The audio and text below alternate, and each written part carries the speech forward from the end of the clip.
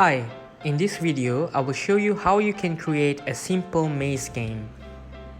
First, click New Project and give your game a name.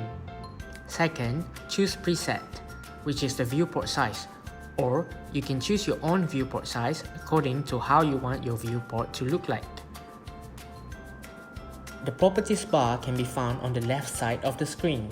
This is where you can make adjustments to your layout. As you can see here, there is dotted line on your layout. You're going to make this disappear by changing the viewport size according to the viewport size that you put earlier. Before you create a game, make sure that you have a game planner. Take a sheet of paper and draft a game plan.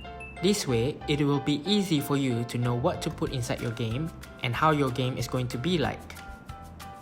To put character inside your layout, right-click on your mouse and insert New Object, Sprite. Right-click again on the layout and start creating your character. My character is going to be Mr. Smiley. After you're done adding the sprite, make sure that you rename it, so later when you add more sprites, you can easily differentiate it.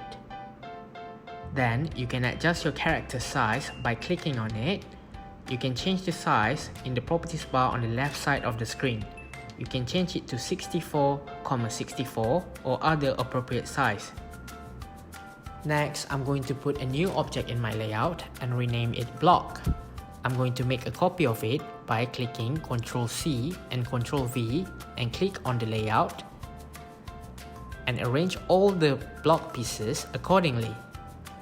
The last object that I'm going to put in my layout is an apple.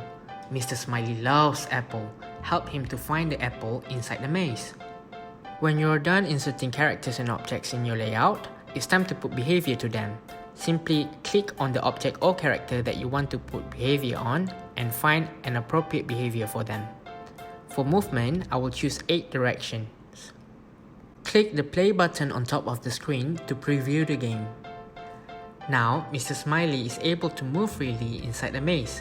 He can also move past through the blocks. To stop that, add a solid behavior to the blocks.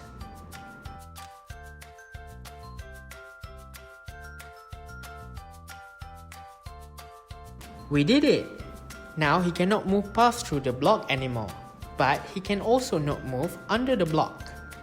To help him to go to his apple, you can either resize Mr. Smiley or arrange back the blocks.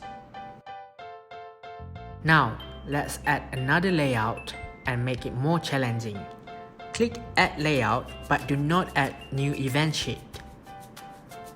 Now, you can repeat all the steps that you did for Layout 1 or you can add new characters and whatever that you wish to put inside your game.